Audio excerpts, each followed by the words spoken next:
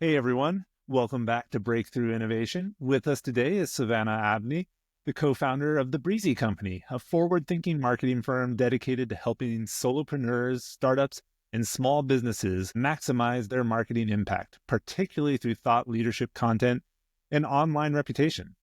Savannah saw an opportunity to rethink traditional marketing services, recognizing a gap in affordable, scalable content solutions that small businesses truly need. Despite skepticism from others when she first pitched her idea 6 years ago, she went on to build a thriving company that challenges conventional agency models and delivers measurable results for its clients.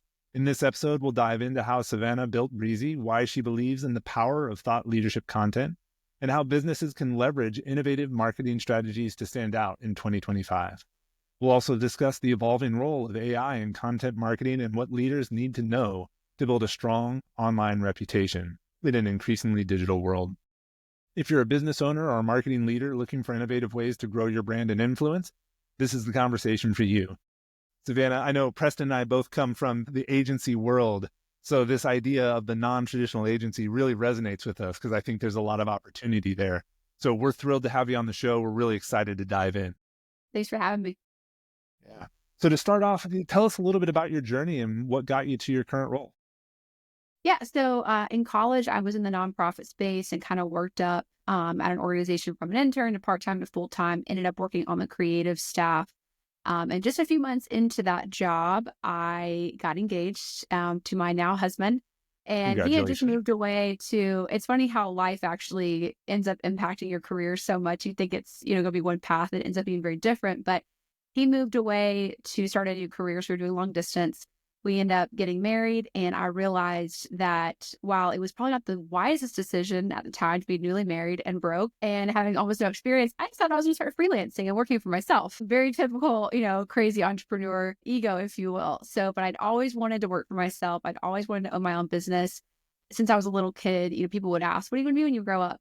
"Oh, I want to own this. I want to run that." That was always, it was the this and the that were different, but I love it. that was always my passion. So my Barbie cash register, I would use it to, check out different products and things. So Barbie really does run the world, in case you were wondering. So I started freelancing and I did that for a couple of years. And then the creative director I had worked for previously in the nonprofit space, he went out on his own as well. We started working together on clients, but we kept running into the same problem over and over again. And the first problem we really encountered was content. So he would build out funnels and great strategy, and he would say, "Hey, okay, now you have to go and produce all these assets, and you have to do it every single month, all the time for this to work." So I was only one person, and I was working with some of these clients, but they really needed much more than just me. And we started kind of shopping around for solutions, and we saw there was Fiverr, and then there were massive agencies or PR companies that did this, both of which were not good fits for our clients. They didn't want to have to manage a bunch of freelancers. They also couldn't afford this very large scale agency model. So we thought there's got to be some sort of middle ground here, and that it did not exist in the market that we could find. And so we wanted to create a solution that was a systemized process for people to get the content they needed to be able to make their marketing funnels work and function, but at a price point that solopreneurs, small business owners, and startup founders could actually afford. And that's really how Breezy was born. It's evolved a lot since 2019. We're about to celebrate 6 years as a company, but I've never been more excited for the direction we're going right now. Oh, that's awesome. I love the story. I know you mentioned earlier, and I think we talked about it in the intro, that the idea wasn't well received or believed in at first. So Yeah. now that your 6 years of success are behind you and you got probably a dozen more ahead of you, what was it that motivated you to get there, to kind of really push past the doubters? I would love to give you this like really beautiful answer about like how motivated I was. I think it was naivete. Honestly, I think I'm 31 now, so I was 25, and you're kind of an idiot when you're 25, but in a good way in this case, because I just had this like belief that we could pull it off. I had a great co-founder and my business partner, Joshua, and he had run an agency previously. He had a lot of experience. He's, a couple, decades of experience ahead of me. So he definitely was a big part of that and helping me feel like we could do this. But I also just felt like, why not? Why not us? Why not be able to pull this off? And we bootstrapped the whole thing ourselves, but we never went into debt. We never took outside investment. And so to me, I'm not very risk averse, to be fair. I'm pretty risky business in my life in general, but it also didn't feel like this big risk for me either because of the way we went about it. It was very measured. So it was like, why not try it? If it fails, it fails. If it doesn't, then this could be this really cool, company we create. And that's sort of what I feel like has happened. So, I mean, this is the word that comes to my mind is ignorance. In this happy way, like you just ignored the haters. Yeah. And you ignored what they said the world was like. And so I have a vision and we're just going to go. I think that's immensely powerful.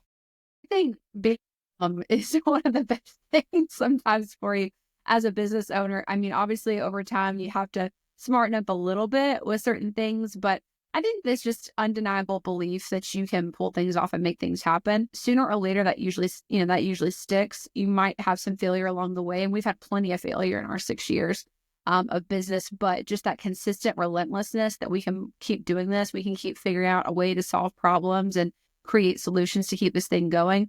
I think that really, there's a lot of power in that. There's two quotes that I absolutely adore that kind of fit here. One is a George Bernard Shaw quote, and I pulled it up so I could get it right, where he talks about the reasonable man adapts himself to the world. The unreasonable man persists in trying to adapt the world to himself, or in this case, for herself. Yeah. Therefore, all progress depends on the unreasonable man. And I think that's part of it, Yes. right? If you want to change the world, there's no reasonable path to do No, it, right? absolutely. And Absolutely. the other quote is Winston Churchill, success is not final, or failure is not fatal, right? And I think that's the other thing every entrepreneur has to keep in the back of their head. Even if you succeeded at first, that's not the end. And even if you failed, that's not the end either. It's the persistence. So be unreasonable and be persistent. And that's the path to success. And I think that comes through really strongly in your story, whether we call it naivete or ignorance or whatever. I think Right. it's that persistence and it's that unreasonableness of accepting the world as it is. Yeah, absolutely. I think Churchill also is the one that said, going from failure to failure without loss of enthusiasm, that's how you Yes. ultimately get to success. I'm butchering that, but it's somewhere in there. I think that's the other thing too. My husband and I were discussing this the other night, that failure is feedback, and that failure is actually one of the Absolutely. best things that Yes. can happen to you, because success, you just keep doing the same thing over and over again. Why would you change? You're getting a good result, but it doesn't mean you're getting the best result. But failure all of a sudden makes you turn everything on its head and you have to change. And I think a lot of people in marketing saw that last year. I know we have felt it. I think the entire marketing industry really struggled in 2024. It was a really, really tough Yeah. one, probably the toughest that I've experienced in my adult life so far in this business. And it was like, okay, we got to constantly figure out what we need to do differently, what we need to change. Yeah, we've been doing it this way for a long time and it was successful, but it's not working anymore. So now it's like, okay, what do we do? And maybe it ends up getting you to the better result in the end. JL has a favorite saying that is fail smarter.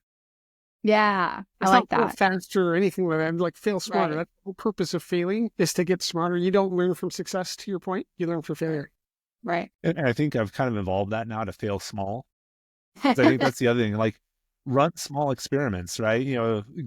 Shorten your feedback loops, make sure that you have that opportunity to learn. I do think though, as we talk about failure, as we talk about how entrepreneurs kind of move forward and try this path to success, you have the idea that thought leadership and online reputation is right now more important than ever. And I don't disagree at all, but I am curious with kind of the proliferation of AI content and all this other stuff, Yeah. how should brands approach this to the idea of thought leadership and online reputation? Yeah. Well, I think because AI is what it is now and we're using it in the way that we are, I think thought leadership and being the genuine version of yourself has never been more important to cut through the noise. We believe in AI as a tool, just not a replacement, because I believe that human beings and what human beings uniquely bring to the table is still incredibly important. I also think just purely from an algorithmic technical point of view, if you want to cut through that, you're going to have to be really real. And you're not going to be able to rely purely on AI based content because it's algorithms are catching on to it. Google can track it better. You're just not going to see the same results from it. So I think actually having a unique point of view and showing that off on a regular basis, every single day, week, month, whatever you can afford to do, that is going to set you apart in your industry more than anything else. And maybe even you're at a point where you're like, well, I haven't been doing anything. So I haven't really been building any kind of online reputation. Well, now is it's an essential piece. I remember like in the early 2000s, if you had a website, it was like really cool. Oh, you have a website. That's awesome. Now it's like, you don't have a website. You're not even a real business. Like, you're not really doing this thing. And that's where we're going with social content. And in particular, that subject matter expert, thought leadership, sort of space on your site, on your socials, whatever it is. People, especially Gen Z, the data really supports this, that they don't really use traditional search engines hardly ever. They use some AI search, but they largely do search on socials. And you might think, well, that's not my category. It probably is, though, because if you're in your late 20s, you're Gen Z, and those people are moving into positions of authority in companies faster and faster. Very young millennials, that's the space that I'm in. They are now stakeholders. They are, decision makers. And this is how they do their research on who they want to work with. If you're a leadership coach, if you're a solopreneur, if you're a consultant, they're going to go check out your LinkedIn. Are you putting things out there? Like, what are you actually creating a reputation for online? Because if they don't see these things, they're going to think, well, they don't really want to grow. They don't really want to work with more people, or probably have a closed list. Like, they're not really actively trying to get business, because that's what you're signaling to people when you're putting things out there, is you want to be a credible, authoritative source. So if you're not doing those things, you're not going to be able to get your business to where you want it to be. Right. Right. And it is interesting. Can't remember if I mentioned it while we were recording or before now. We do use AI, Centered does, for a lot of our content as well, or at least we start with AI. And I am curious, as kind of the world moves forward, what that's going to look like in the future. So, we're going to wrap up with some advice, but I think right now, what I wonder is, how do organizations scale their content plan effectively? And what role does AI play in that? Yeah. So it's a huge tool and it should be used, but it has to be used in certain contexts, and it has to be used in the right way. We've actually done several blog posts at Breezy on this, just breaking down exactly how we use it, how we believe in it. But I think there's two main ways specific to building a personal brand, building up thought leadership, subject matter expertise online. There's two main ways that we like to leverage it. I actually like using it in the inverse. So actually, myself and several of our employees that are on content accounts through Breezy, we will sit down and interview our clients every single month for like 15 minutes, nothing crazy. We just sit down, we talk to them about some questions, some main topics that are important, either from a timeliness standpoint, topically, whatever it may be. And we record that. We turn it into video content, we turn it into all kinds of stuff. But we also take that and then we use it to use their own words to produce more content through AI. So we'll take those videos, we'll use the transcripts, we'll say, hey, build out some more ideas off of this, because then it's coming directly from the source. AI didn't start it, and it feels a lot more genuine, a lot more real, and you're getting a real expert talking about things instead of in the inverse. Now, I also think the other way around, we use it too. Okay, these are kind of generally the directions we need to go topically, or these are keywords we need to start ranking for better, or whatever the goal is of that client. We'll say, give me a list of all these different things I can start talking about. And even when we have it create copy or create actual assets, we're still going and doing pretty heavy editing, because we want to make sure that it's, aligned with the brand, the tone, the style. So I think you can kind of go both directions. I do like the results I get the best when I can start with a real person's point of view and then just use it to scale it. That's my preference. And I think it's more real that way. I have to do a whole lot more editing in the inverse. But that's a couple of different ways we're currently using it. I think for me personally, what I find to be really successful is if I go through and say, I want to write about this, here's all the things to include, here's the point, here's a couple of quotes, like, love this point, then AI can put something together for me.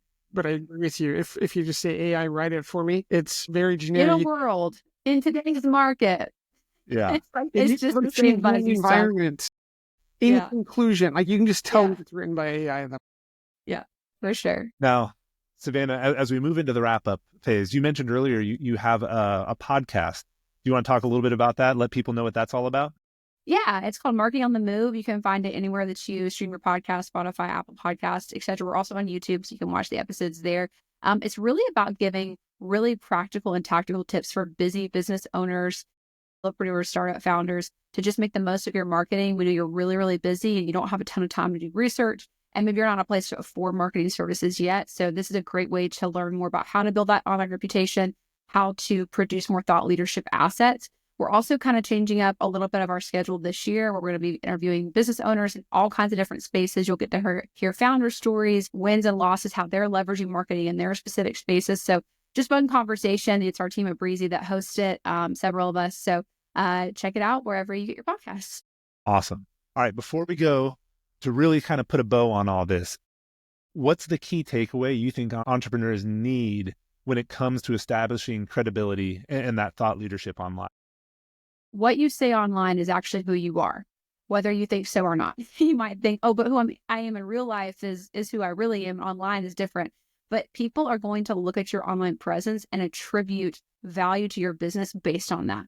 If you're not consistently putting out content, can you consistently deliver for me as a consumer? If your quality isn't high, is your service quality high? Is your product high? If you're not putting things out there on a consistent basis, are you credible? Do you actually have authority? Why should I pick you over someone else? Consistently producing this kind of content is actually showing the value that you can bring to a consumer through your business. So it's no longer it's not just marketing. You're actually showing if you should be chosen or not.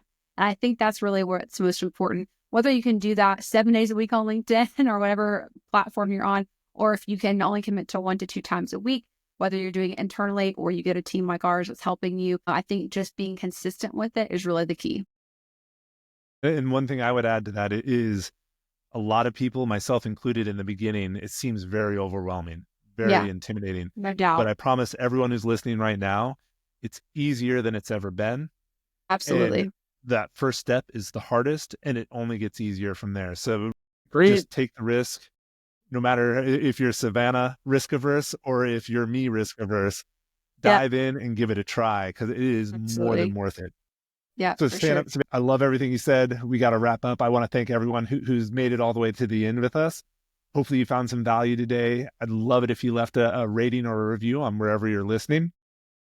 If you found value in Savannah's perspective, in her view on thought leadership and building a reputation online, share the episode. I'm sure some of the people you know would love to be introduced to Savannah as well. And it's a great way to share the value. Also, go back, listen one more time, find that one piece of actionable insight that you can take and apply, and let us know how it goes, because we'd love to hear about how you're doing. So with that said, Savannah, thank you again. Everyone who's listening, thank you again. And we'll see you all next time on Breakthrough Innovation.